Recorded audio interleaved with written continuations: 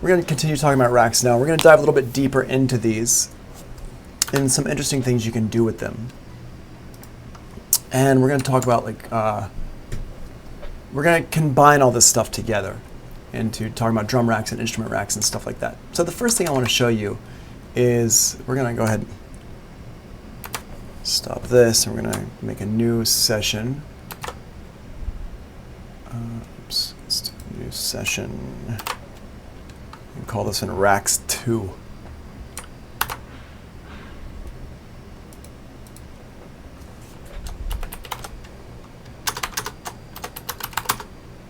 Racks, what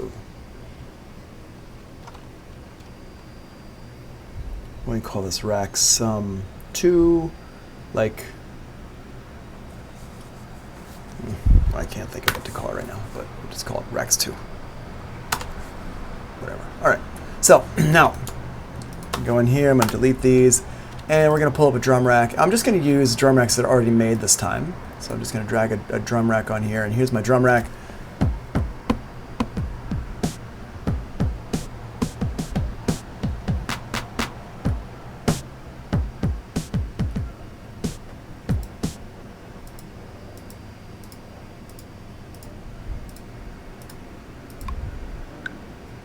There we go.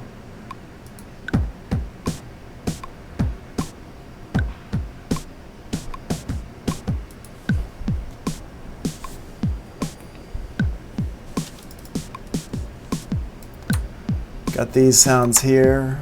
Oops.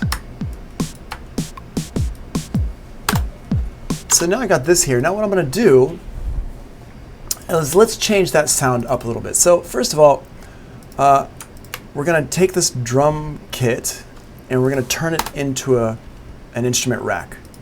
And I don't need multiple instruments to make an instrument rack. I can just click my one instrument and hit Command G.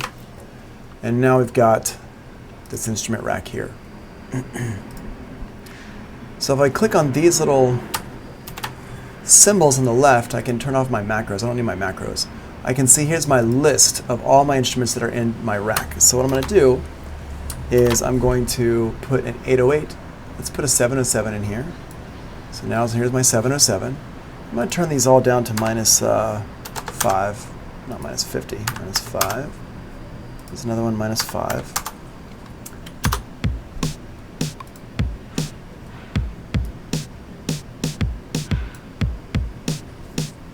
Okay, you can hear my different sounds, and if I want to, if we look down here, I can actually turn these on and off. I can mute and unmute. There's my 707. There's my 909. So I can mess around with those. Let's also get the 606 in here. Put that in. And they're just layered on top of each other right now. There's my 606. There's the 707. There's my 909. Or you can hear them all.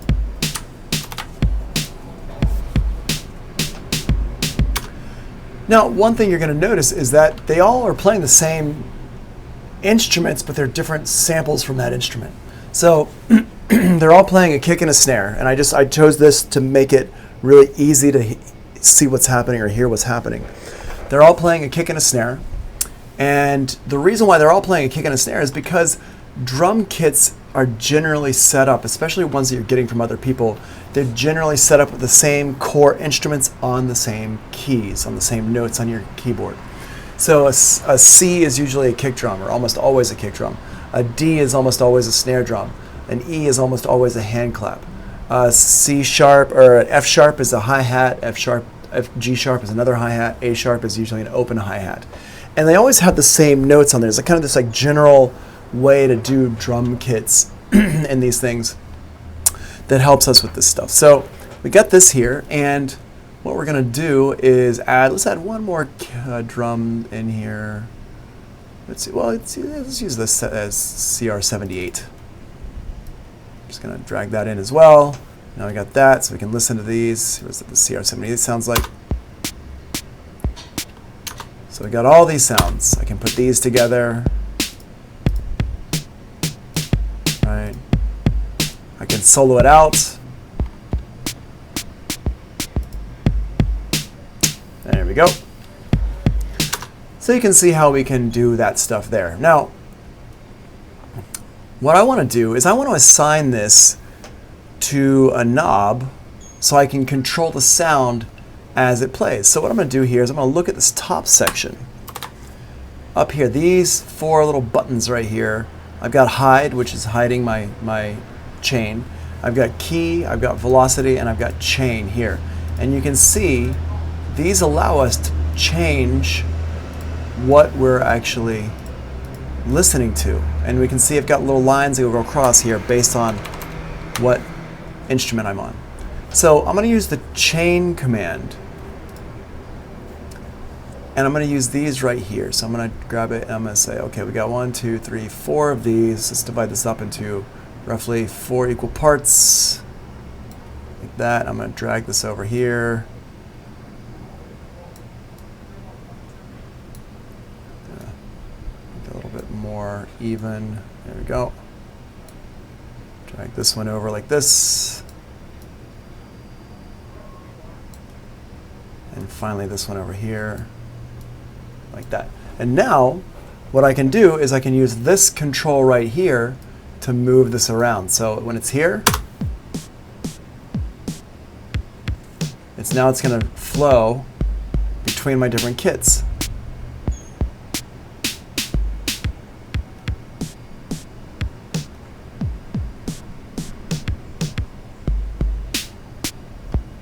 And I can just choose my different kits like that.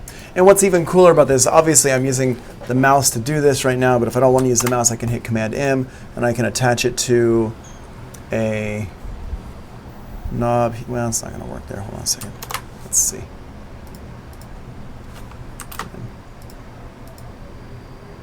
Come on.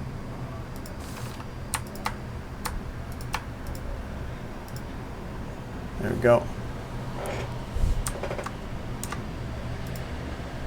Let's see. Oh, we have to deal with this again.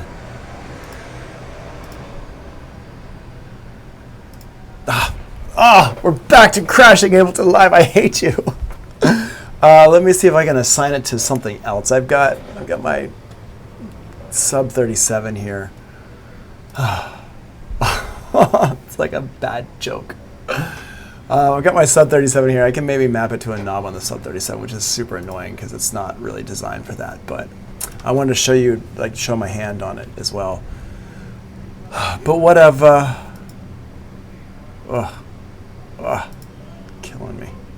Killing me live. Killing me. And we're going to save that crash report as well and stick that on the desktop also. We're going to send you 2 crash reports. All right, so let's do it like this. Okay, we got everything set up good. That's good. So now what I'll do is I'll Command M and I'll attach this to this knob here. Yeah, cool. So I can do that. So now I can hit play.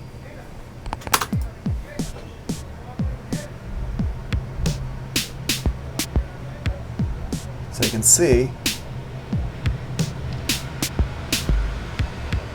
I can go through and I can change my sounds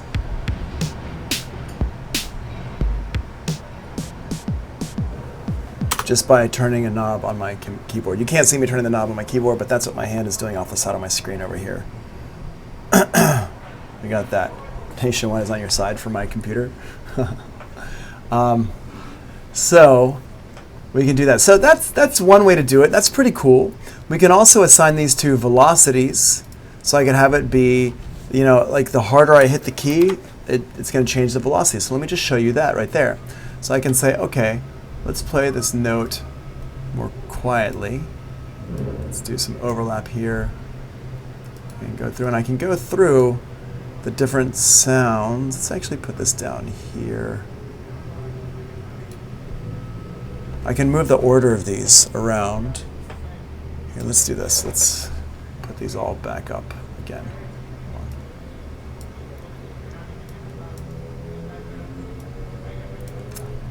And let's see here.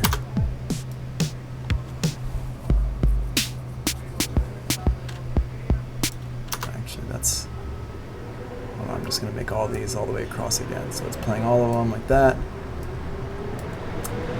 And what I'm doing now is actually a really complicated setup here, but it's super cool. So I just want to kind of go through it with you. So I got this one here, that one, goes to that one. Keep this one on the bottom. What is this one here? That's probably one that goes next to that. Is probably best. So, yeah, start with that one. Go to that one. Go to that one.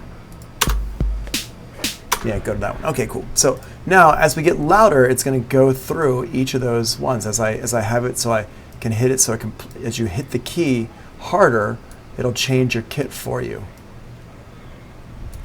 And you have to make it a little bit lopsided, slightly lopsided with some overlap and stuff. So you can see what I'm doing is I'm setting the stuff up like this. Set these up. And what I can do is I can grab this top line here. You see on my keyboard screen, I can take that and I can make a fade on these. And you have to mess around with this to make it kind of smooth. But we can do that there. So now, then what I can also do is, if we adjust these, let me go ahead and duplicate this out. If I play louder over time,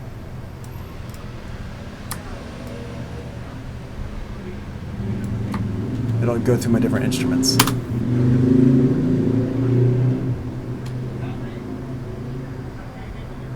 Why are you not? Hold on, let's see what's happening here. Oh, that's why.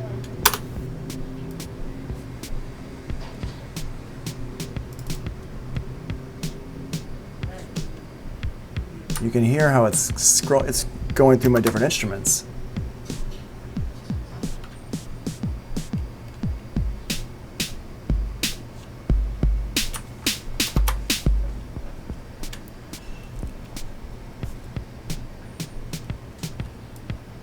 And I can make adjustments here as we go.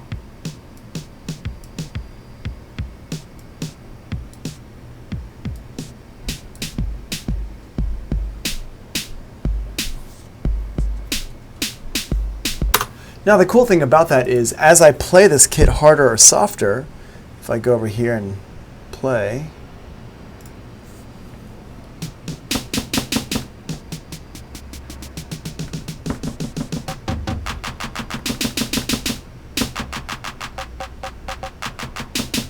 I can actually play the notes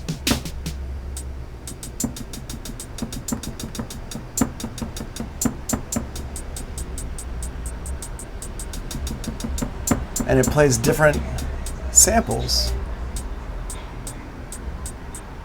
just based on how hard or soft I'm playing these notes, which is pretty darn cool. And you can do that for live performance and stuff like that. It's a really, really interesting thing that you can use this for.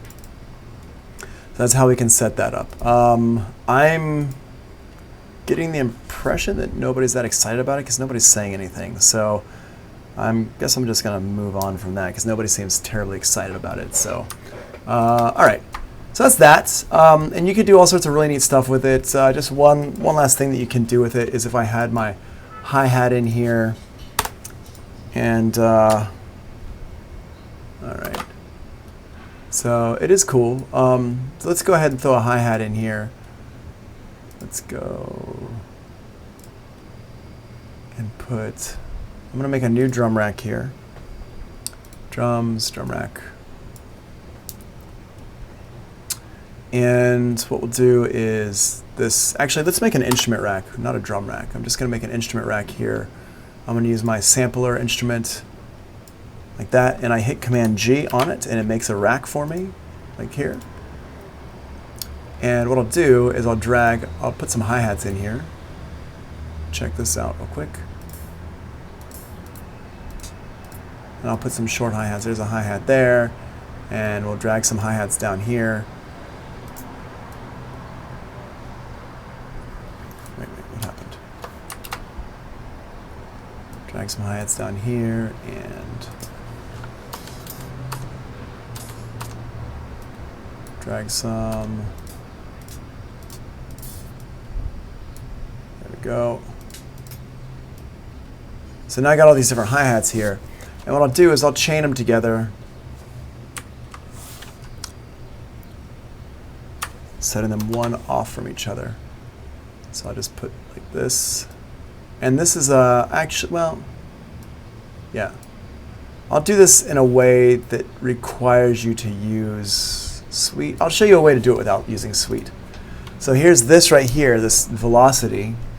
This is something, and this, like I said, you can do this without using Live Suite. And I'm going to just make them all fairly loud.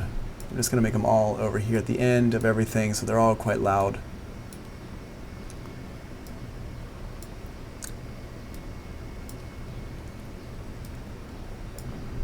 And drag these back.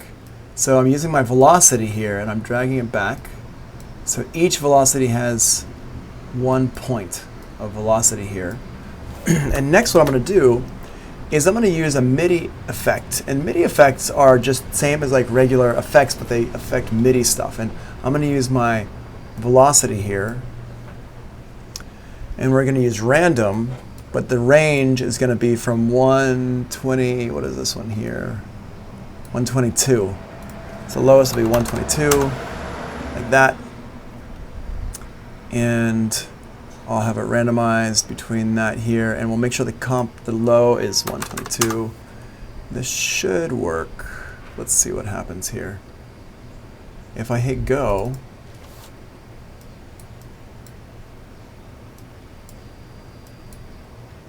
we're going to use C.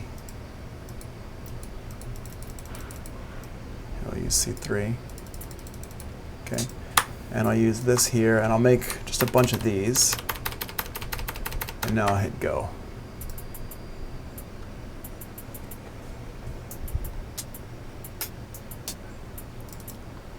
And it's missing some of them for some reason.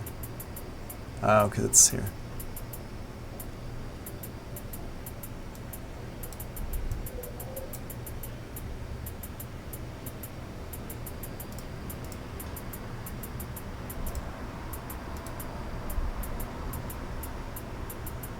For some reason, it's not letting me do the lowest range. It's not restricting it to the lowest range here.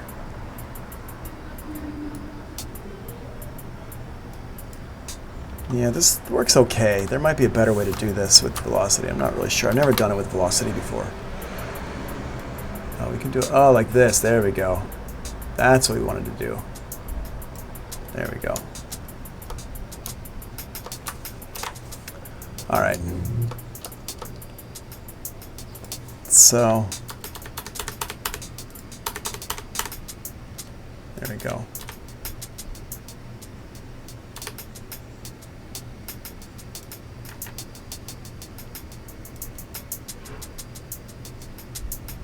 Yeah, I'm just messing with these numbers here.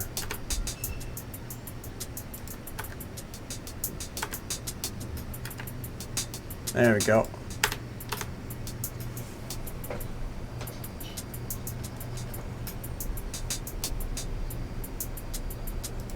Cool.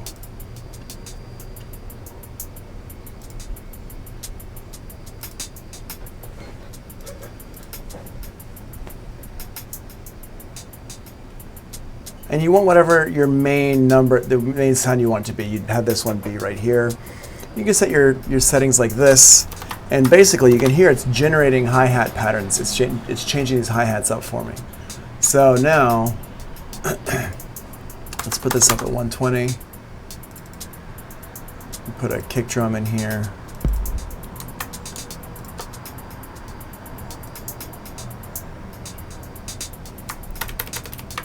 Oops. There we go.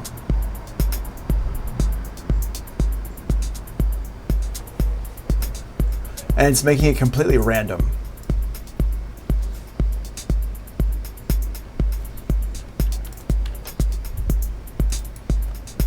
And I didn't have to go through and program anything in like this. I can just like let it generate stuff for me.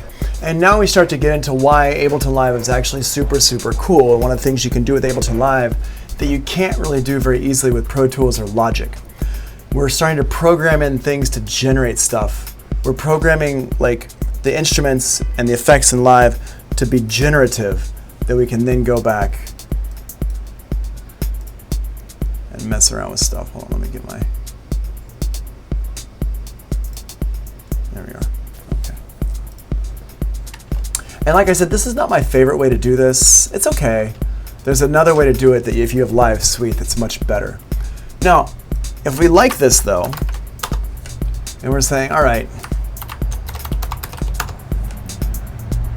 Tony, how do I make it so it's not so random all the time? And well, what you'd want to do, it's not exactly humanizing. Yeah, I mean, I guess it's humanizing.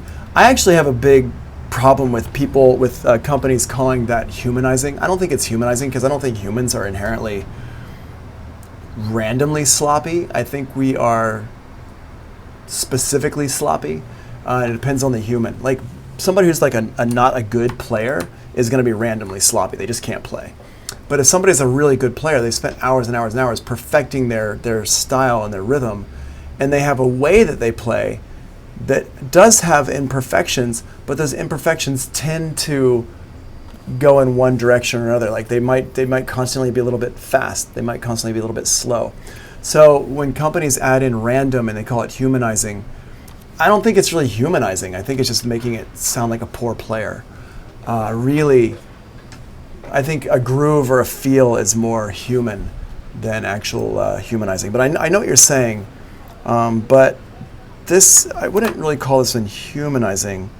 It's a marketing tool of companies, I guess. Yeah, I mean, I'm just not a fan of it. Here, so let's do this here. I'm going to call this one my closed hi-hat bounce. And I'm going to grab the audio from my closed hi-hats over here. And we're going to just record that. And I can also go in here and mess with my level here. That one's a little bit loud.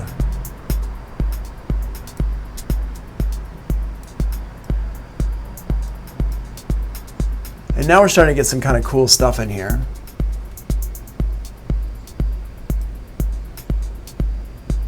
One of these is really soft.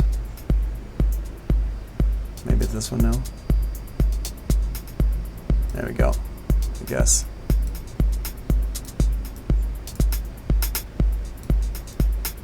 A little bit hard to adjust these levels, but if you go ahead and let this play for a while, now we can stop this one and we can grab our audio that we just recorded and we can find a 1-bar loop that we like.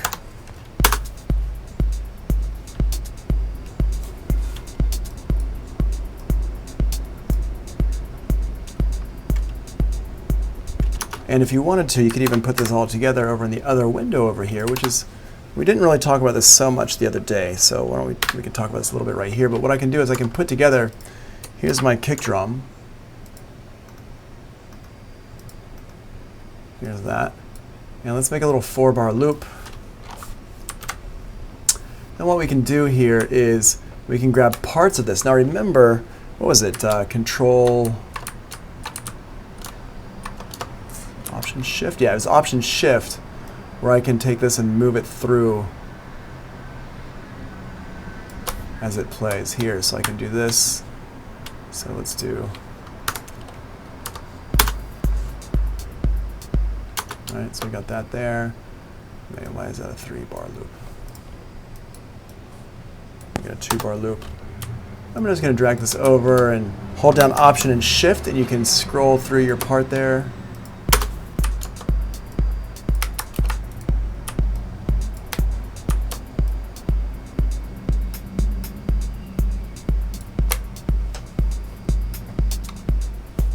And now I can put these together. Join them together.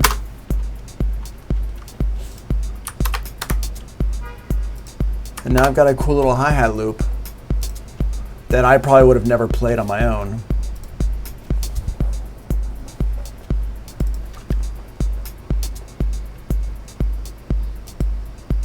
That I just had Ableton Live make for me. And I will definitely do this with percussion sounds and stuff. I do a lot of stuff like this. Put a glue compressor on it to compress it down a little bit.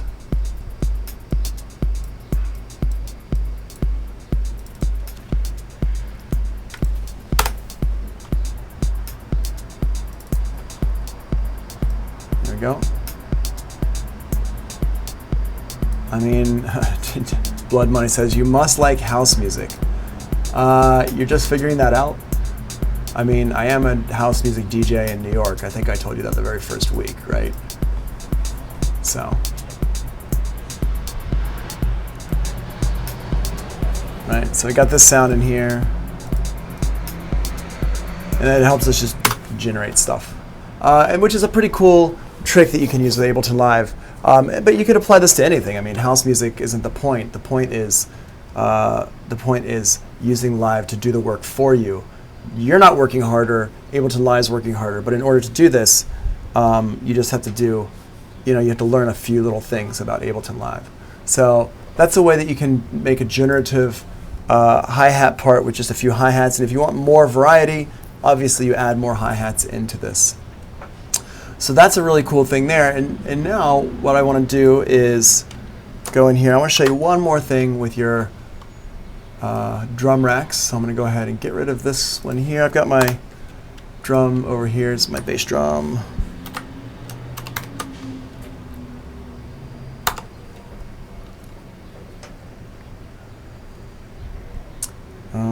There we go. That is that. And this, boom. So I got my kick drum here. Yeah, this could be really cool for really any kind of electronic music, that you're making just to generate stuff for you. I'm just, house music is just the easiest one because it's got that 4-to-the-floor kick drum. But what we got here now is, let me throw another drum rack in here. Instruments, drum rack. So here's a drum rack, and what I'm going to do is I'm going to go in here and let's make a drum kit with a synthesizer. Let's make a drum kit out of using a synthesizer real quick, and we're going to combine what we learned about with synthesis and what we know about drums and using this drum rack here. So the cool thing is, because of the way the drum racks work and what I mentioned earlier, but I kind of went through it quickly intentionally, was you can put any instrument into a drum rack that you want. And that's over here in our notes. We can use a synth in a drum rack. Drag the plugin onto a pad, show the rack's chain list, open the drum rack input-output section, receive, play. Let's talk about this stuff, okay? Remember though that synths use more processor power than samples. So what I'm about to do now, I don't really recommend doing it too much. It's more just to show you what you can do rather than what you should be doing. Although it is pretty cool to do it, but you just got to be aware that it's going to use more. Like what I would recommend doing is getting a synthesizer and making drum sounds with it, and then sampling those drum sounds, because that uses a lot less processor power. So we're going to use let's use Massive. Massive's a pretty common synth that people have. And let's see what we got here in Massive. And I'll just bring up some presets. So I got this C1 note right here. And this is the note that my keyboard is going to play, what I'm going to play on my keyboard. And got the browser here. Click on the browser. And in here, we're going to go into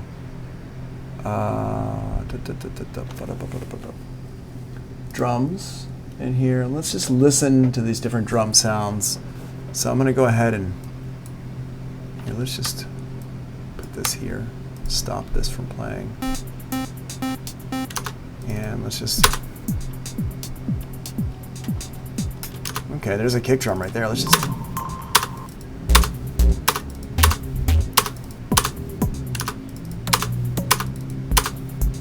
I'm going to stop this hi-hats from playing. Okay, cool. So here we go. Kick me in the subs. Right now, there's not much sub going on. One of the cool things about this, though, is that it's playing a synthesizer. And so I can actually take the synth and do all sorts of stuff with it. Omnisphere. Omnisphere would be cool, too, but Omnisphere is a little bit... it's a whole rabbit hole. So in here... Let's listen to this. Let's see what we can do with these different sounds. Nothing.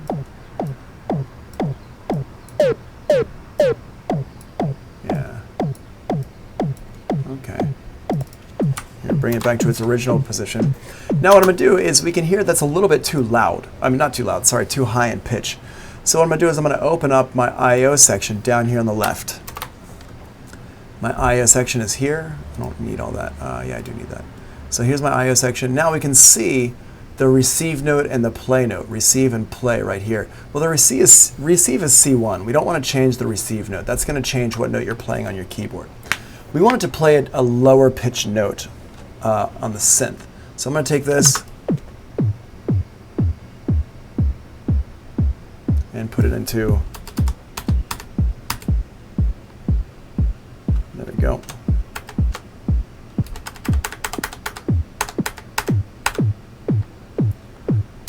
Yeah, let's put it down the octave there. I'm using my keyboard to do this. So now we can have this, and it's in the key of G right there, right?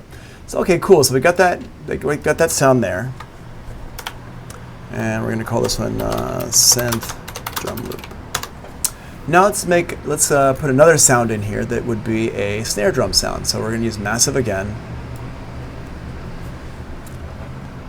And let's go in this massive here, and we're going to go to our browser and go over here to drums and snare drum. Okay, here's some snare drum sounds. Oh, we only have one snare drum sound? That's annoying. Okay. Hold on a second. Just do this. And we're going to put there we go. There's that. There we go. Not the best snare drum sound, so let's go ahead and see if we can't mess with this a little bit. There we go. That's a little bit better.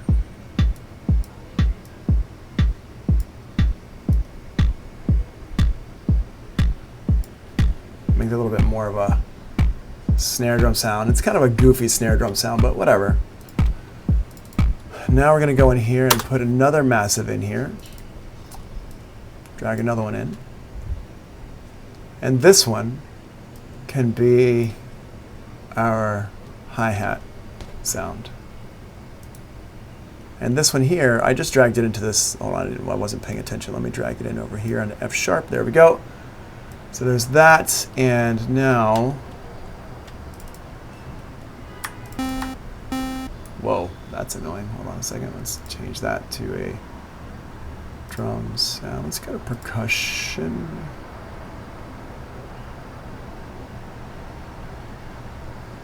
Well, drums, hi-hat. Any kind of, well, this snare drum sound, we can turn that into a hi-hat sound pretty easily. Anything in here? Any kind of a hi-hat sound, smash, tingo. Yeah, let's do typewriter. Let's see what that sounds like. So now we're going to go over here to this, and whoa! You are a sound, aren't you? Let's go ahead and back to this and turn this down a little bit. I'm going to adjust the filter here to turn this release down. Okay. Let's listen to this one here by itself, and let's put this back in. This. Hey, whoa, whoa, whoa, whoa, whoa.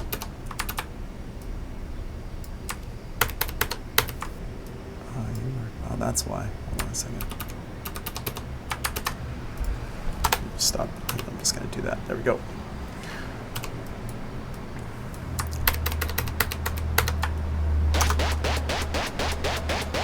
All right, that's annoying. I don't like that sound. I'm just going to make a sound here. Browsing didn't give me anything that I like. So here, let me just show you real quick how we can make a little hi-hat sound. First of all, for a hi-hat sound, let's just use the noise oscillator down here on the bottom. Let's use this one here, amplifier. Okay, I'm going to put that up to my filter up top. Use my amplifier here. Whoops, turn the amplifier back on. And we're going to turn the decay level down. There we go. And now we have like a really basic, super basic hi-hat.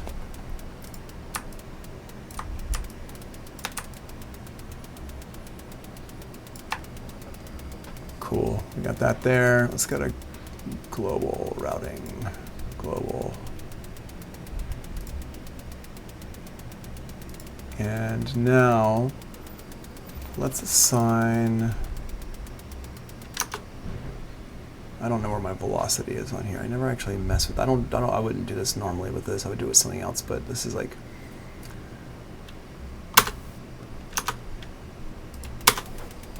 you can do some cool stuff with it. So now what's cool about this is I can go in here and I can use my envelope here to kind of, I can make these sounds more organic. So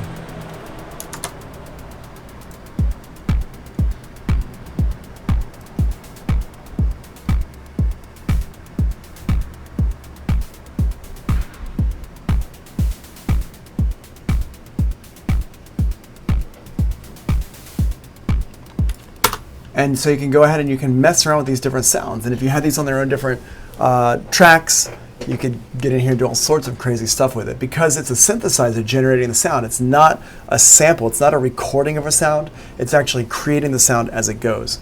So you can do a lot of really neat stuff with this. It's a really, really cool way to do this kind of stuff. And that pretty much brings us to the end of our lesson today.